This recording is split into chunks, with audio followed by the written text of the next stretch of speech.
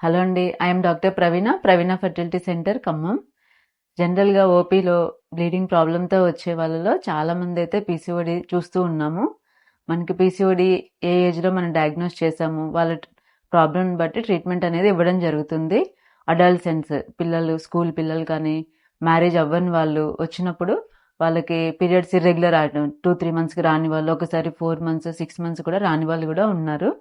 అలా వాళ్ళకేంటంటే compulsory diet కొంచెం అడ్వైస్ చేయాలి.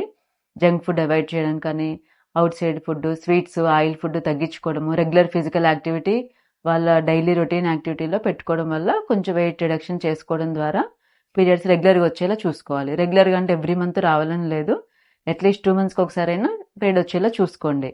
అంతేగాని పేరెంట్స్ కంగారు పడిపోయి పిల్లల్ని కూడా కంగారు పెట్టొద్దు. అలానే ఎక్కువ హార్మోన్స్ వాడకూడదు కాబట్టి మంచిగా డైట్ కంట్రోల్ చేసుకొని వెయిట్ రిడక్షన్ చేసుకోవడం ద్వారా పీరియడ్ వచ్చేలా చూసుకోవాలి.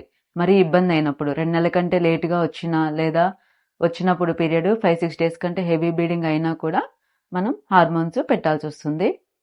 ఇంకా ప్రెగ్నెన్సీ ప్లాన్ చేసుకునే వాళ్ళైతే మనం పీసీఓడి డయాగ్నోస్ చేసినప్పుడు వెయిట్ ఎక్కువగా ఉన్న వాళ్ళైతే వెయిట్ రిడక్షన్ చేసుకోవడము, నేను చెప్పినట్లుగా జంక్ ఫుడ్ అవాయిడ్ చేయడము, ఆయిల్ ఫుడ్, స్వీట్స్ అవాయిడ్ చేయడము, రెగ్యులర్ ఫిజికల్ యాక్టివిటీ చేసుకోవడం, ఇంకా వీళ్ళకి ప్రెగ్నెన్సీ రావడానికి మనకి అండం విడుదల అవ్వడానికి టాబ్లెట్స్ కూడా ఇవ్వడం జరుగుతుంది. ఈ 2 కంబైన్ చేసి ఒక 3-4 మంత్స్ మనం మెడిసిన్ ద్వారా ట్రై చేయొచ్చు. మనం 3 మంత్స్ వాడినా కూడా ప్రెగ్నెన్సీ రాని వాళ్ళకి లాప్రోస్కోపీ కూడా అడ్వైస్ చేస్తాము. లాప్రోస్కోపీ చేశాక మినిమం 2 సైకిల్స్ అలా మందులు వాడొచ్చు. అయినా కూడా అవ్వని వాళ్ళకి ఒకసారి ఐయుఐ కూడా అవసరం పడుతుంది. ఐయుఐ 3 సైకిల్ చేసినా కూడా అవ్వనప్పుడు ఒకసారి ఐవీఎఫ్ కూడా అడ్వైస్ చేయడం జరుగుతుంది. ఇంకా మనకి ఫ్యామిలీ కంప్లీట్ అయ్యి పీసీఓడితో బాధపడుతున్న వాళ్ళైతే ఇప్పుడు చాలామంది కంప్లీట్ అయిపోయింది, ట్యూబెక్టమీ అయిపోయింది, అయినా కూడా బ్లీడింగ్ ప్రాబ్లమ్స్ అని, లేదా 2-3 నెలలకు రావడము, లేదా వచ్చినప్పుడు హెవీ బ్లీడింగ్ అవ్వడము, లేదా వెయిట్ గెయిన్ అని చాలామంది కంప్లైంట్స్ వస్తూ ఉన్నారు. వీళ్ళకైతే మనకి వెయిట్ రిడక్షన్ అనేది చాలా ఇంపార్టెంట్. ఇప్పుడు ఫ్యామిలీ కంప్లీట్ అయిపోయింది, కనీసం 2 నెలలకు ఒకసారైనా పీరియడ్ వచ్చేలా చూసుకోవాలి. 3 మంత్స్ 4 మంత్స్ అయినా అలానే వదిలేయడం వల్ల వచ్చినప్పుడు చాలా హెవీ బ్లీడింగ్ అయ్యి బ్లడ్ తగ్గడము, ఒకసారి బ్లడ్ ట్రాన్స్ఫ్యూషన్స్ కూడా కొంతమందికి అవసరం పడుతున్నాయి.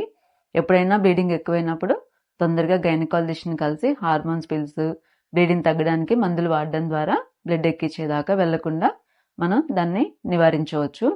ఇంకా ఫ్యామిలీ కంప్లీట్ అయిపోయిన వాళ్ళైతే ఫ్యూచర్లో కొంచెం ఎర్లీ ఏజ్లో మిగతా వాళ్ళతో పోల్చుకుంటే తొందరగా బీపీ కానీ షుగర్ కానీ వచ్చే ఛాన్సెస్ ఎక్కువ ఉంటాయి. మరి మెన్స్ట్రువల్ ఇర్రెగ్యులారిటీస్ ఉన్న వాళ్ళైతే కొంతమంది ఎండోమెట్రియల్ కార్సినోమా రిస్క్ కూడా ఎక్కువగా ఉంటుంది. సో ఎప్పుడన్నా ఇర్రెగ్యులారిటీస్ ఎక్కువ ఉన్నప్పుడు డిఎన్సీ చేసుకోవడం ద్వారా దాని టెస్ట్ పంపించుకోవడం వల్ల ఏమన్నా హిస్టెక్టమీ అవసరం పడుతుందా, కొన్ని కేసెస్లో మాత్రమే, ఏదన్నా మనకి డిఎన్సీలో ప్రాబ్లం బయటపడినప్పుడు మాత్రమే హిస్టెక్టమీకి రెడీగా ఉండాలి. ఇంకా మనకి పీసీఓడి అనేది కంప్లీట్గా మనకి తగ్గిపోవడము అలా అయితే ఏమి ఉండదండి.